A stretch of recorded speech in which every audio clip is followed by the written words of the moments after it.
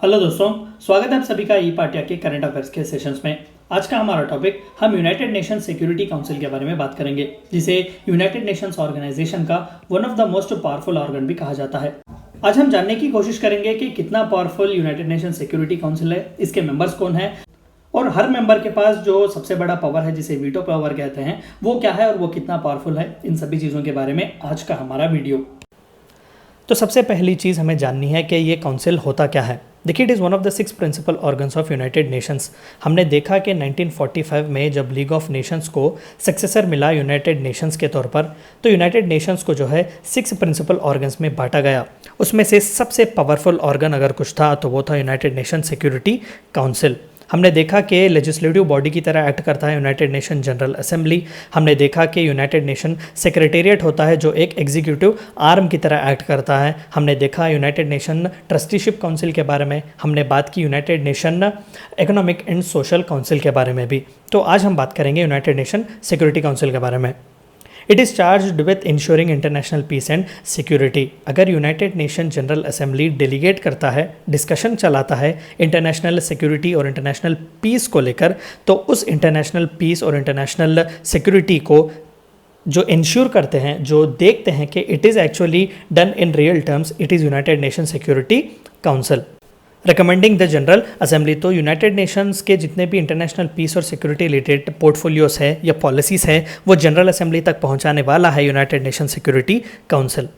Accept new members to United Nations. हमने देखा कि न्यू होपलैंड्स और पैलेस्टीन जो है वो ऑब्जर्वर स्टेटस की तरह हैं, और पैलेस्टीन जो है वो बहुत ही कोशिश कर रहा है एक परमानेंट मेंबर बनने का यूनाइटेड नेशन जनरल असेंबली का। तो इसकी एंट्री को हर्ट करने वाला भी यूएसए है, जो कि इजराइल से रिलेटेड जो है एक बहुत ही स्ट्रॉन्ग लॉबी ग्रुप की तरह काम कर रहा है। तो कहीं ना कहीं यूनाइटेड नेशन जनरल असेंबली में मेंबरशिप अगर किसी से पास हो सकती है तो यूएनएससी से ही हो सकती है, और ख़ासकर P5 नेशंस जिनके बारे में हम आगे बात करेंगे, तो P5 नेशंस के हाथ में मेंबरशिप का स्टेटस होता है। Approving any changes to its charter, यानी कि जिस तरीके से इंडियन कॉन्स्टिट्यूशन होता है उसी तरीके के यूनाइटेड नेशंस का एक चार्टर है, कॉन्स्टिट्यूशन है। तो यूनाइटेड नेशन चार्टर को जो है यूनाइटेड नेशन जनरल असेंबली अगर कोई पास करता है अप्रूवल या फिर अमेंडमेंट, तो उस अमेंडमेंट को फाइनली जो है ऑथराइज करने वाले हैं United Nation security council. Powers. तो आइए सबसे इंपॉर्टेंट पार्ट जानते हैं कि यूनाइटेड नेशन सिक्योरिटी काउंसिल के पावर्स क्या हैं। आप देख सकते हैं दरअसल ये विंस्टन चर्चिल हाउस है लंदन में। तो दुनिया की सबसे पहली काउंसिल जो है वो सेशन रखा गया था 17 जनवरी 1946 इसी बिल्डिंग में। It powers include the establishment of peace keeping operations. हमने पिछले वीडियोस में बात किया पीस कीपिंग फोर्सेस के बारे में कि दुनिया भर के जो मेंबर्स हैं अपने पुलिस फोर्सेस और आर्म्ड पर्सनल को भेजते हैं as contribution to uphold peace across the world. तो इन पीस कीपिंग फोर्सेस के जितने भी कामकाज होते हैं, उनके एक्टिविटीज़ होते हैं, उसे डेलीगेट करने वाला यूनाइटेड नेशन सिक्योरिटी काउंसिल होता है।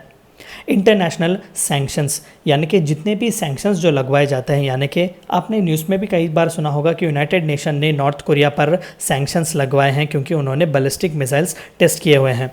तो इस सैंक्शन को लागू करने वाले यूनाइटेड नेशन जनरल असेंबली नहीं, वो यूनाइटेड नेशन सिक्योरिटी काउंसिल है, क्योंकि इंटरनेशनल पीस और सिक्योरिटी रिलेटेड इश्यूज़ जो भी है वो UNSC डील करता है। Authorization of military actions through resolutions. 1986 में यूनानिमस डिसीजन लिया गया था यूनाइटेड नेशन जनरल असेंबली में कि इराक ने जो है वो केमिकल वेपन्स का इस्तेमाल किया था। तो इस डिसीजन को जो है लागू करने वाले, इस मिलिट्री एक्टिविटी को लागू करने वाले थे United Nation security council. It is the only body of UN with the authority to issue binding resolutions to the member states. हमने देखा कि 193 मेंबर्स ईच कंट्री को एक वोट दिया जाता है जो कि यूनाइटेड नेशन जनरल असेंबली में पॉलिसीज़ डिस्कस करते हैं, लेकिन जो decisions United Nation general assembly में होते हैं वो नॉन बाइंडिंग होते हैं, यानी कि वो किसी कंट्री की सॉवरनिटी को क्वेश्चन नहीं कर सकते, क्योंकि हमने देखा कि यूनाइटेड नेशन जो है वो इंटरनेशनल गवर्नमेंट नहीं है, वो बस एक इंटरनेशनल ऑर्गेनाइजेशन है जो इंटरनेशनल कोऑपरेशन के लिए काम करता है। लेकिन यूनाइटेड नेशन सिक्योरिटी काउंसिल का अगर कोई रेजोल्यूशन पास किया जाता है तो हर हाल में वो बाइंडिंग है कंट्रीज़ को कि वो फॉलो करें, या फिर उनके खिलाफ प्यूनिटिव एक्शंस लिया जाता है, मिलिट्री एक्शन लिया जा सकता है। The council held its first session on 17 January 1946। Establishment, तो फिर इसका एस्टैब्लिशमेंट किस तरीके से हुआ। Like the UN as a whole, the security council was created following world war two to address the failing of previous international organisation the League of Nations in maintaining world peace. तो देखिए, league of Nations दरअसल बनाया ही गया था कि world war to ना आए, लेकिन ये बिटरली जो है वो फेल हो चुका, क्योंकि उस वक्त के लीडर्स जो खासकर फ्रैंकलिन डी रूजवेल्ट और विंस्टन चर्चिल थे, उन्हें पता था कि लीग ऑफ नेशंस बस एक ऑर्गेनाइजेशन की तरह रह गया, क्योंकि ना ही इससे में कोई बाइंडिंग पावर्स थे, ना ही कोई वो काम कर सकता था। It was like a Toothless tiger, just a discussion और डिलिबरेशन बॉडी। तो इसी टर्म्स पर उन्होंने यूनाइटेड नेशंस ऑर्गेनाइजेशन बनाया, लेकिन इन्होंने जो है एक सेपरेट विंग बनाया यूनाइटेड नेशन सिक्योरिटी काउंसिल, जिसे उन्होंने एक बहुत ही इंपॉर्टेंट प्रोमिनेंट पोजीशन दिया कि they can take punitive action if the countries fail, ताकि यूनिवर्सल पीस और सिक्योरिटी बनी रहे। In its early decades, the Security Council was largely paralyzed by the Cold War division between US and USSR with the respective allies. NATO और Warsaw जो था वो divide हो चुका था। नेटो को सपोर्ट करने वाले थे यूनाइटेड स्टेट्स और कई यूरोपियन कंट्रीज़। वार्सा में जो है ईस्ट यूरोपियन कंट्रीज़, खासकर जो ईस्ट जर्मनी, पोलैंड जैसे कंट्रीज़ थे, उनने लेकर जो है रशिया ने, यानी कि यूएसएसआर ने, जो कि बाद में डिसबैंड हुआ, तो उसने वार्सा पैक्ट बनाया हुआ था। तो United Nation security council it was like a paralysed body till 1991.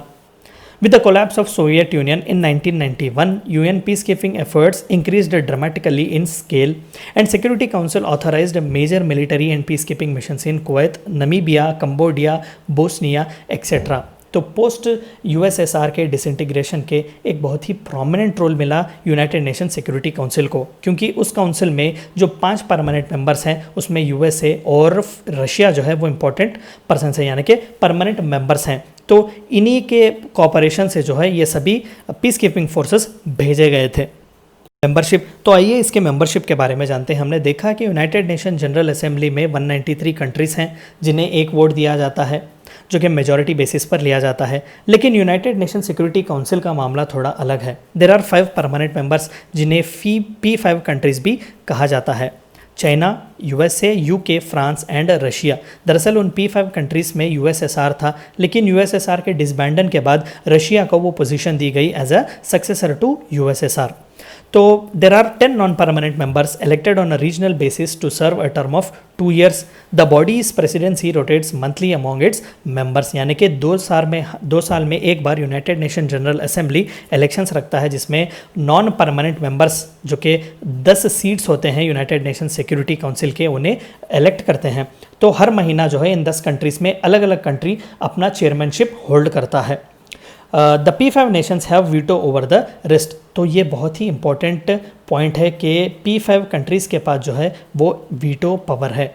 हमने देखा कि 193 कंट्रीज़ में मेजॉरिटी बेसिस पर लिया जाता है डिसीजन, यानी कि 50 मेंबर्स अगर राज़ी हैं तो पॉलिसी इशू किया जाएगा, या फिर 2/3 मेजॉरिटी रिलेटेड अगर किसी मिलिट्री एक्शन को या फिर किसी यूनाइटेड नेशंस के एक्टिविटी को सपोर्ट कर रहे हैं तो उसे पास किया जाएगा। लेकिन इन 5 कंट्रीज़ में, यानी कि जो खासकर P5 कंट्रीज़ हैं, यहाँ पर अगर एक कंट्री ने भी अपना वीटो इस्तेमाल किया तो बाकी के कंट्रीज़ उस डिसीजन को लेकर आगे नहीं बढ़ सकते। तो this is one of the reason why Palestine is not being given a full fledged statehood. This is one of the reason why India is not getting a seat in permanent security council, क्योंकि China जो है वो veto power इस्तेमाल कर रहा है India के permanent seat को ग्रैब करने के लिए। तो इसी तरीके से वीटो पावर को जो है वो कई बार इस्तेमाल किया जा रहा है गलत तरीक़ों में। There have also been demands के रिफॉर्म्स बहुत ज़रूरी है। इसके बारे में हम फिर कभी अगले वीडियो में बात करेंगे। तो ये थी चंद बातें आपको जाननी थी यूनाइटेड नेशन सिक्योरिटी काउंसिल के बारे में।